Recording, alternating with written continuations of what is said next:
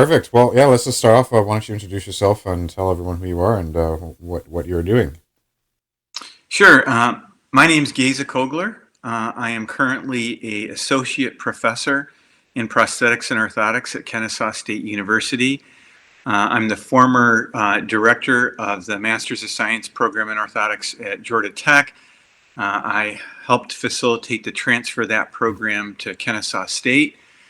I served as the first director of that program, and now my duties have shifted to directing an undergraduate research program within our same unit. Fantastic. And so do they offer a master's program as well as the undergraduate program? That's correct. We have a Master's of Science program in orthotics prosthetics that's accredited by NCOPE. There are 14 programs in the country, and ours is one of them. Fantastic. What have you seen in the industry, especially coming up 2024, 2023, when it comes to sort of the ideas around 3D printing and digital design within the educational front of the O&P workflow? Sure. I would say that we here at Kennesaw State have tackled it with our own initiative, and we actually have a 1 credit hour course in Introductory to CAD/CAM, but it serves a couple hours. It's a little bit more than 1 credit with the responsibilities of the student. And the concept behind it is just to have a focused attention for an entire semester. That particular course includes an introduction to 3D and 2D modeling through a very commonly used engineering package called SolidWorks. That's the platform that we use. But in addition to that, the course also includes exposures to many different types of scanning techniques that are in our industry and other industries. We have a lot of outside guest lecturers that come in and speak. And then they also do 3D printing on conventional standard 3D printers. The students in every one of the clinical courses have to do a scan of that particular body segment. So for instance, if they're taking lower limb orthotics 1, they would take a digital scan of a foot or a leg, modify it in a particular software realm, as an experience along with using traditional techniques. And so we've adopted this approach to allow the students to have at least a good introduction. So your choice to use SolidWorks then, talk to me about a bit about that, because that's not one of my preferred programs for a few reasons, but how have the students found it, or why have they been bringing that in, let's say, as a... So part of it is about access. So when we were at Georgia Institute of Technology, and now we're here at Kennesaw State, it is the major software package that the students are trained on in engineering. If you look at any of the job sites for engineers, it's often the staple that you have to have SolidWorks experience to actually even apply for that job. So more out of experience, it is a very non-intuitive program. But we've developed our own tutorial teaching models that have a P&O basis to it. And we figured that if the students, since we have access to that software for free, they likely will be able to tackle much easier, more intuitive programs than that one. You and I met over education in O&P and getting access to more digital design within that setting. What challenges have you seen when it comes to implementing sort of 3D design within the educational field? Sure. This brings in a bit of a broader discussion to start. There has been some enrollment decreases that are pretty well known, both at the undergraduate and graduate level. In fact, there's a term that's been described as the enrollment cliff that's been adopted. So higher education is going through some really tough times.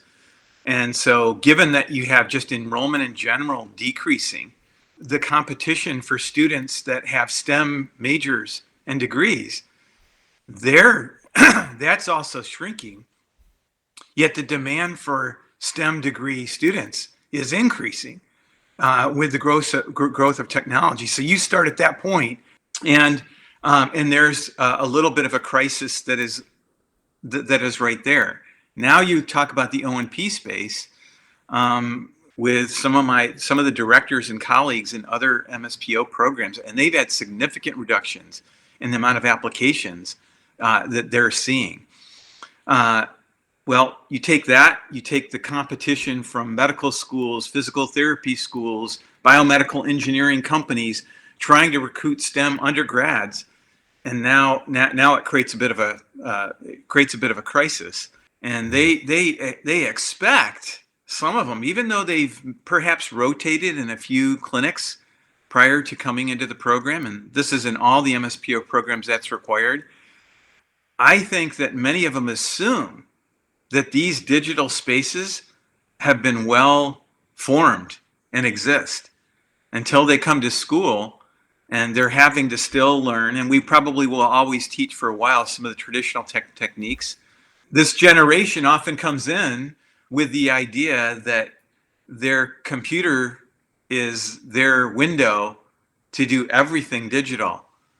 Yet we do not have the tools, and even the way the program is being taught right now, at least on the clinical side of it, where they're accessing it to that same degree. I may have focused here on that. We're approaching about 50% of our students having engineering degree, but I don't want that to say that the other students are not interested in this same technology. Mm-hmm. They're eager, and they have used that technology in their, in different ways. These students are eager to have those platforms and have access, design of P&O devices on their own computers. And right now, it's, when they go to clinical practice, oftentimes it's not totally set up. I got into this field as an industrial designer, as a product designer, because it's so interesting, and there's been lots of media attention, especially when I got my degree. I graduated like 10 years ago now, and back then they were showing Scott Summit's work and some of the beautiful bespoke designs for 3D printed devices, but it never took off. And when I go out into industry and I teach this kind of stuff, there's a big component of technicians and just, general people who work around the shop who are doing admin, who are also taking part in the design process. And so when we're talking about trying to, improve the O&P educational space with digital design, the requirement or the prerequisite, the status quo of having, an engineering graduate to come into the program is like really a sort of a bottleneck that doesn't need to be there. Like, if we wanted to implement design as the industry would use it, how could we sort of spread that out in terms of a design solution? Well, there's I'm not sure the current number right now, but I mentioned that we have 14 practitioner process orthotist programs, but I think there's only 2 or 3, maybe 4 technician and assistant programs, and that space would be great for those for if there was a significant mass of students that could graduate from those programs and then use that skill to serve in that capacity. But in any case, I would say that for entire O&P in the educational space, our issue is just having students exposed to the technology that exists. Mm-hmm. Like even outside of digital, we're talking about components, microprocessor knees, microprocessor foot and ankle devices. Most of our programs do not have those devices in because of the cost. Mm-hmm. And so if we speak about the digital space, the typical model exists. Some of the MSPO programs actually do have the software, have access. They may have the funding to support that, but I would say most probably don't or can't keep up with it because of those costs. So that is an access to technology issue with the students. The typical model is that those companies would come in for 2 or 3 days, they parachute in, they give 8-hour sessions of how to use the software, the students get excited, and they leave. And so that for the rest of their time here, they cannot use it. And frankly, to me, that's a negative experience. That is not a positive experience. So They can learn that just by Googling and seeing what's out there. But a lot of this has to be hands-on to use the tools, like in any other area. Yeah. And I would say that's the major problem Well, in can you P&O speak about? education. Can you speak to like an actual experience you had or a student's experience of this? Absolutely, we did this for years, where this, and I'm not going to name companies. It's not important because most of them do it. They'll come in with their software, their scanner systems. They will teach the students. The students will have access to it. And just at the point they may be able to kind of go online and start to do it, they leave. We may be given a 2-week window of when those students could use that particular software, and then they no longer have access to it. But it turns out that we teach a lot more than digital type things, and their schedules are very rigid. And so even though they were given 2 weeks after, they likely would not have access to it, Mm. because they have other duties and responsibilities for their coursework that wouldn't allow for them to use it. So this was the crux. And at one point, we did have extra funds at the end of the year, and we purchased the equipment. And then we actually had to purchase ongoing training if we needed them to train. They trained the faculty, but it didn't always work that the faculty could practice enough and used it because of their other responsibilities. And so we would be charged if we needed to come again and either be trained on site or off site to do that. So it was another expense. So you were bought into the system, but it could be the next year you didn't have access to the funds to support that training group to come in, even if it was virtual like we're doing now. Yeah. So these are the types of barriers that exist, and it just doesn't make sense to me. Yeah. Well, it really does sound like even the fact that you don't have oversight over what technicians are being taught or the digitization of all the other roles in a clinic, and you guys are left to your own devices to define how that gets fulfilled for the master's program, and then O+P SaaS software coming in and charging either exorbitant rates or just using models that don't actually give students knowledge. It's access to their ecosystem and their business model, their product. And if you don't pay, you don't get access. You end up leaving students, with that sour taste in their mouth, arguably for one of the best tool upgrades that practitioners should have in their tool chest, over the last 60, 70 years. Like, digital design tools are really the next biggest upgrade that everyone should be super excited about. And there has to be, to my eyes, some greater cohesion around what the industry is inputting, how education is applying the knowledge, and who, as a role, takes on design. From my personal experience, I teach practices how to update digital design. I've worked with a few bringing in 3D printers and design, and I very often see a successful model where I'm teaching the residents and the technicians how to use design software. I'm teaching the practitioner how to validate their work, and then also too writing a new role where there's an industrial designer or a designer who intermediates between those two settings and facilitating the 3D file and the 3D print production or the carving production. Right? It's almost its entirely new role, and so in my mind, to expect the practitioner to take up all the digital design tools to be able then to have an engineer's authority over the entire design pipeline, and the technicians just have to follow suit. Like, in the field, I don't think that works in practice, right? And to me, this is sort of one of the issues that I have been poking at slowly with some of my decentralized educational content. So that's a interesting point. So to me, the space that you're working in, engaging with practitioners that are past school and they're now treating patients, it would be so much easier, I would think, for you if you now had a practitioner that was trained in a MSPO program, already had significant exposure to this technology. Mm-hmm. They've had experience of, like, running a 3D printer, actually exposed to the different modeling packages, how to take a proper scan and work on it. If that was your starting point, I would think that would be much easier on you.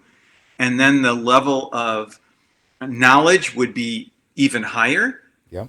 And so to me, that entry point should be at a minimum where the students come out with that skill set to a level that they can literally hit the road running when they go into those clinical practices. And it only makes sense. And the fact that, to me, some of these companies, in the industry have not recognized that as a benefit.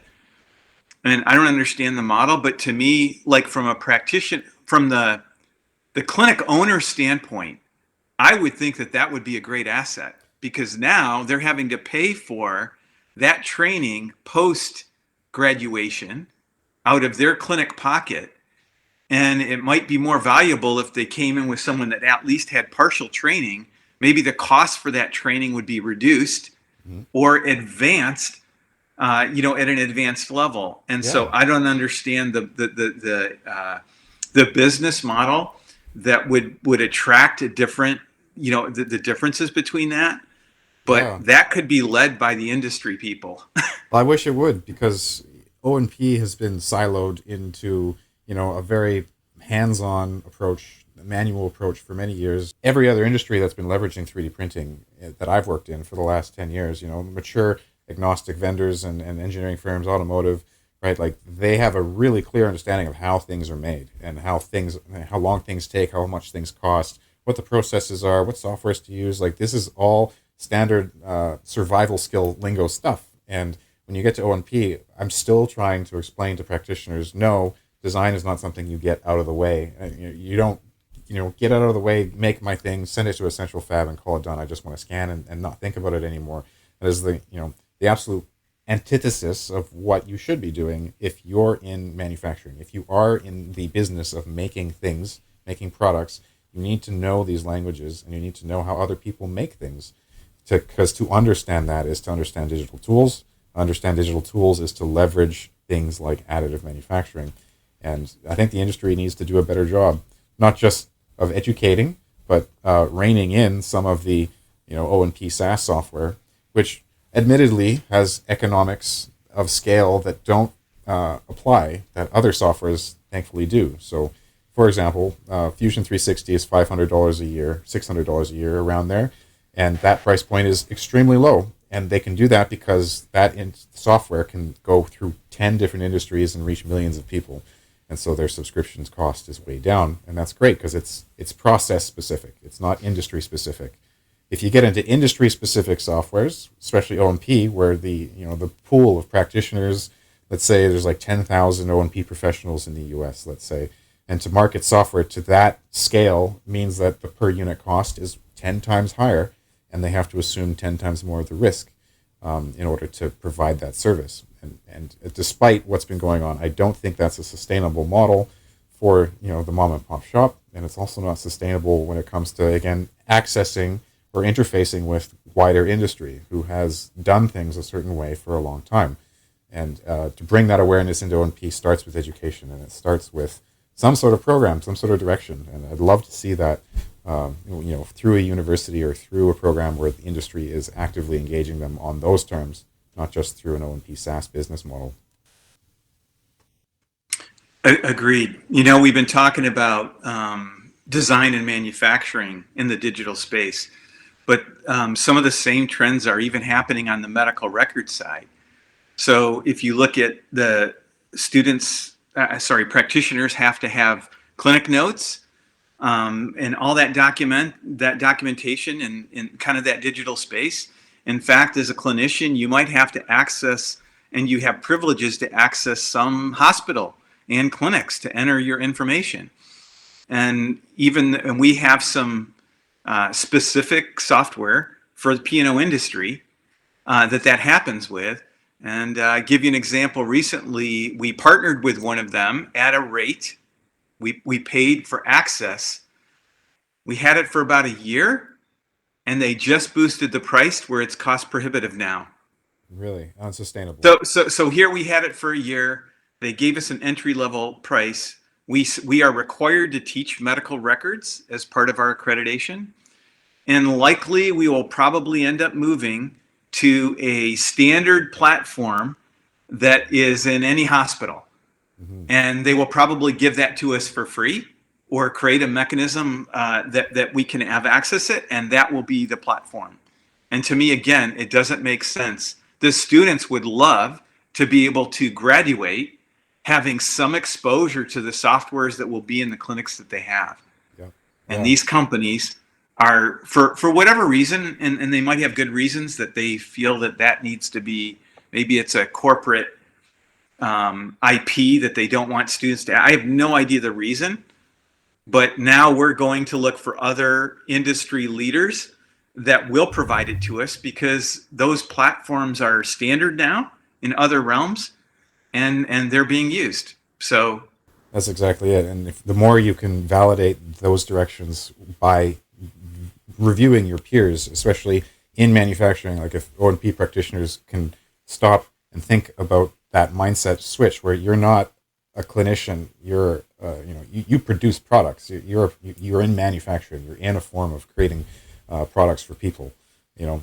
To make that mindset change is to access an entirely different genre of industry and their knowledge, and I think there's a big case to bring that to O&P.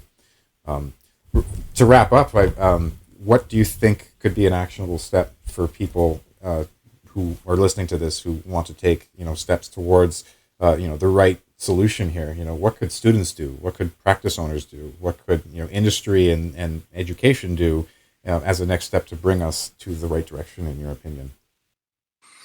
great. Well, kind of what we're talking about is having students that are entering the field be exposed to the technology and even be trained in the technology. So to creating mechanisms and reduce the barriers to allow that to happen, I think could only be welcomed by the field.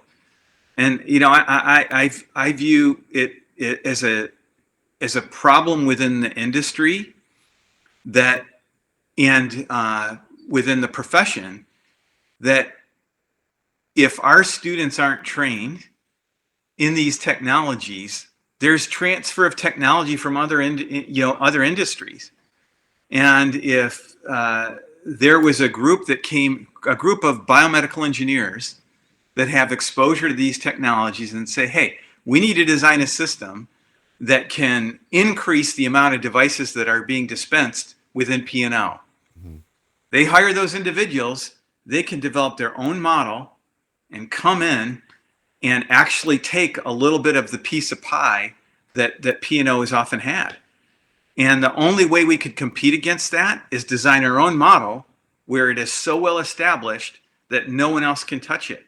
So for me, it's a bit of protectionism for the field in itself, that if we don't get our act together, there's going to be another larger group with the resources to be able to create a new window to take care of these patients that we treat. And so with a very, very small, maybe not even considered an investment, the access to technology will enable the field and the profession, Mm-hmm. not only to advance, but to also meet the needs of the students that really want to have these tools Yeah. be a part of their clinical toolbox. Yeah, yeah. The enthusiasm that I see in young O&P professionals, recent graduates who are working in medium-sized mom and pop shops, who are owned by people, who are on their way out essentially, or looking to sell their business, or being consolidated by a larger firm. Their eagerness is what everyone needs to capitalize on. Like, that's got to be one of the biggest currencies available to bring in digital design literacy to the field. Awesome. Well, I really appreciate it. Thanks so much again, Geza, for talking to us, and I'm sure we'll be talking more about this soon.